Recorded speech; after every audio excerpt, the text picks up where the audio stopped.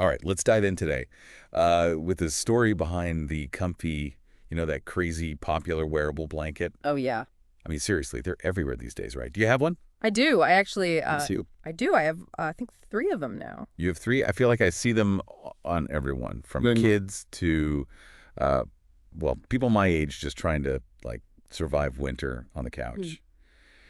But today we're going to rewind back to the very beginning, back to their Shark Tank pitch, and unpack how they went from zero sales to like a massive multi-million-dollar empire. It's pretty amazing. It is amazing. It really is a fascinating case study, especially because they walked into the tank asking for $50,000 for 20% of their company and ended up walking out with a deal from Barbara Corcoran despite having zero sales to show for it at the time. No sales. Okay, now that's interesting. Yeah. Imagine the nerves, right? Walking in there and basically saying, trust us, this thing's going to be huge. Yeah, pretty much. This is going to be huge. It's a testament to their belief in the product and to Barbara's intuition, I think. She actually negotiated a larger stake. Oh, wow. She ended up getting 30% equity for that same $50,000 investment. So clearly, she saw something special. So what did she see that maybe others missed? Yeah. Was it just the product itself, or was there something about the brothers themselves that sealed the deal?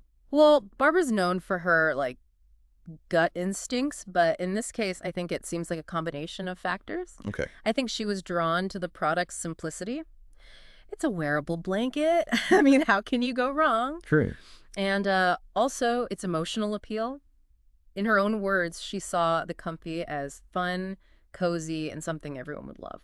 Okay, but there were already products like the Snuggie out there. Right. Was the comfy really that different? That's a great question. The Snuggie, while popular, had that open back design, which, let's be honest, made doing anything other than sitting on the couch kind of a challenge. Yeah. The Comfy's hoodie-like design addressed that, giving you full coverage and freedom of movement.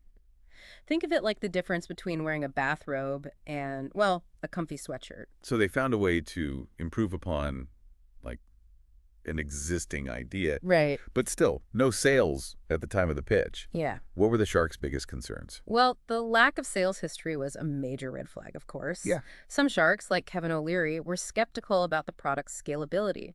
They were also concerned about the potential customer acquisition costs, especially since the Comfy wasn't exactly like a budget-friendly item. And then there was even worry about competing with, yes, the Snuggie. So how did the Special Brothers address these concerns? Right. I mean, it's one thing to have a great product, but convincing investors to take a chance when you're starting from scratch, that's a whole other ballgame. Totally. Well, they didn't shy away from the challenges. Instead, they leaned into their belief in the product's viral potential. Brian even said during the pitch, we have a product that is a potential viral product. They believed in the Comfy, and that conviction resonated with Barbara. That's fascinating. Yeah. It seems like their passion and belief in the products were as important as the product itself. Absolutely. And it wasn't just blind faith either. They understood the problem they were solving, the age-old dilemma of wanting to stay warm and comfy without being restricted by a traditional blanket. They had a solution that was simple, relatable, and, dare I say, genius in its practicality. Okay, so they had a good product, they had a relatable problem they were solving, and tons of passion. But was that enough to convince the Sharks? Were they all on board? Well, not all of them. Some, like Kevin O'Leary, remained skeptical, questioning, the scalability and long-term viability of the Comfy. Right. He doubted if it could truly stand out in a market already saturated with similar products. So it was a gamble for Barbara. She was really going against the grain on this one. It was a calculated risk, for sure. But sometimes that's what it takes to be a successful entrepreneur, having the vision to see potential where others see only obstacles. And Barbara clearly had that vision. She saw the spark in the Special Brothers, and she believed in their ability to make the Comfy a success. And, as they say, the rest is history. Right. And what a history it is. Within 24 hours of their episode airing, they made $250,000 in sales. Can you imagine going to bed one night and waking up to that kind of response? That's wild. Talk about overnight success. But what happened next? Did they manage to sustain that momentum? Yeah. Did the Comfy become a fad, or did it have staying power? Well, that's where things get really interesting. They didn't just ride the wave of their Shark Tank appearance. They built a sustainable business and a brand that has stood the test of time. Okay, I'm hooked. We're going to have to dive into that in the next part of our deep dive. Absolutely. We'll explore how they went from that initial burst of success to building a company that's now worth a staggering $150 million. $150 million. Wow.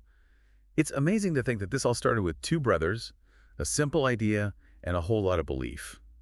We'll be back in a moment to unpack the next chapter of their journey. Yeah, it's pretty mind-boggling, isn't it, to think that a simple idea born from a desire for comfort could blossom into a $150 million empire. But let's not get ahead of ourselves just yet. Right. We left off with the Comfy riding high on that initial Shark Tank success, right? Yeah. $250,000 in sales within 24 hours, a $15 million first year. But as you said, that's just the beginning. How did they go from a sudden surge in demand to actually building a sustainable business? Yeah, that's where things get really fascinating. You see, a lot of businesses experience a boom after appearing on Shark Tank, but then they struggle to maintain that momentum. Right. The Comfy, however, managed to turn that initial spark into, like, a roaring fire. Okay. And a lot of it comes down to their strategic approach and, of course, Barbara Corcoran's guidance. Okay, so let's break that down. What were some of their first steps in turning this into long-term success? Well, imagine this. You go from 0 sales to thousands of orders overnight.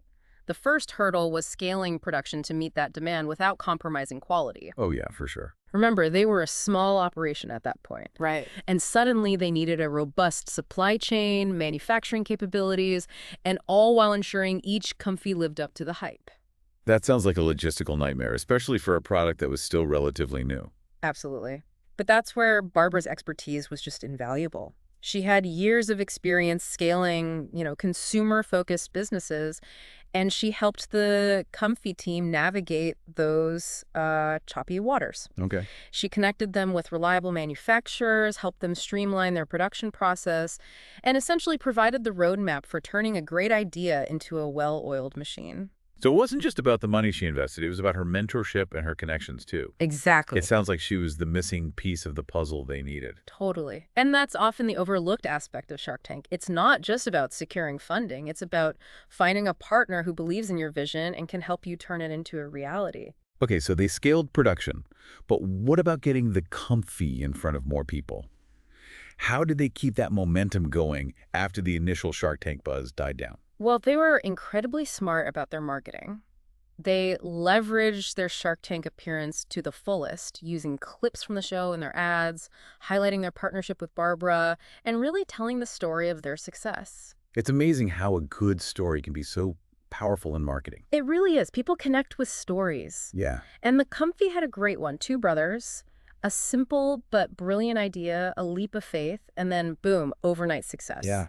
It was relatable, it was inspiring, and it made people want to be a part of it. And they weren't afraid to have fun with it either, right? Right. I remember those early commercials. They were so playful and lighthearted, which really captured the essence of the brand. Yes. They understood that the Comfy wasn't just a product, it was a feeling, a lifestyle. Right. And they conveyed that beautifully through their marketing. So they had a great product, they scaled production, they nailed the marketing, but that can't be the whole story, can it? What else contributed to their long-term success? Well, one thing that often gets overlooked is their dedication to product development and innovation. Okay. They didn't just stick with the original Comfy, they listened to their customers and expanded their product line, introducing kids' versions, lighter weight options for warmer climates, and even accessories. So they kept things fresh and exciting, making sure there was a Comfy for everyone and for every season. Exactly. They stayed ahead of the curve and never let their product line become stagnant. They understood that in today's fast-paced market, you have to constantly evolve and innovate to stay relevant, and they did just that. But innovation isn't just about new products, is it? What about the business itself? Did they change their approach as they grew? Well, one thing that really impressed me was their commitment to building a strong brand identity. They went beyond just selling a product. They created a community around the Comfy, fostering a sense of belonging and like shared comfort. Oh, well. They understood the power of social media and used it to engage with their customers, respond to feedback, and build genuine connections. That makes so much sense. Yeah. In today's world, people want to connect with brands on a deeper level. Yeah. They want to feel like they're part of something. Absolutely. And the Comfy nailed that aspect. They created a brand that people love, a brand that's synonymous with comfort, coziness, and good vibes. It's fascinating to see how they've managed to create such a strong emotional connection with their customers. It's almost as if owning a Comfy is like being part of a club. Exactly. It's about more than just the product itself. It's about the feeling it evokes, the sense of community it fosters, and the values it represents. It's a powerful reminder that building a successful brand is about more than just sales figures and marketing campaigns. It's about creating a genuine connection with your audience and building something that resonates on a deeper level. But let's be honest, not every Shark Tank success story is as, well, comfy as this one. You're right, there have been plenty of products that have come and gone, riding that initial wave of popularity but failing to sustain it. Right. So, what sets the Comfy apart? What are the key takeaways from their journey? That's a great question, and I think there are a few valuable lessons we can glean from their experience. We'll delve into those in the final part of our deep dive, exploring what the Comfy success can teach us about building a brand that truly stands the test of time. So we've spent the last two parts of this deep dive, getting cozy with the Comfy, from their like nerve-wracking Shark Tank pitch Yeah. with zero sales Yeah. to their incredible post-show success, scaling production, and building a brand that people, genuinely love. Yeah, it's a story that really highlights how much goes on behind the scenes after that initial Shark Tank spotlight fades. Right. Landing a deal is just the beginning. Exactly. So let's talk about those key takeaways. What can other entrepreneurs or even just, folks with a dream, what can they learn from the Comfy's journey? Well, one of the biggest lessons here, I think, is the power of a clear why, right? Right. The Special Brothers weren't just selling a product, they were selling a feeling, a solution to a problem everyone experiences. Wanting to be warm and comfortable without feeling restricted, Yeah. they tapped into something universal, and that resonated like deeply with people. So it's not enough to have a cool product. You need a compelling story, a reason for people to care. Yeah. What else stands out to you? Well, their partnership with Barbara Corcoran was just crucial. It wasn't just about the money. It was about her guidance, her network, and, her belief in their vision. Finding the right mentor or partner can make all the difference, especially in the early stages of a business. That's a great point. It's like having, a seasoned guide to help you navigate the often treacherous terrain of entrepreneurship. Right. What other nuggets of wisdom can we extract from the Comfy's experience? Their commitment to innovation was key. They didn't just sit back and ride the wave of their initial success. Right. They constantly evolved, expanding their product line, listening to customer feedback, and finding ways to stay ahead of the curve. They understood that to build a sustainable business, you can't afford to become complacent. So it's all about staying agile, adapting to change, and always looking for ways to improve. Precisely. And finally, I think their focus on building a genuine connection with their audience was just essential to their success. Okay. They didn't just treat their customers like transactions. They fostered a sense of community, responded to feedback, and created a brand that people felt emotionally connected to. That's such an important point, especially in today's world, where consumers are bombarded with choices. People want to support brands they believe in, brands that align with their values and make them feel like they are part of something bigger. Absolutely. And the Comfy did a masterful job of creating that sense of belonging. They understood that building a brand is about more than just selling a product. It's about creating an experience, a feeling, a connection. It's almost as if they've created a movement, a cozy revolution, if you will.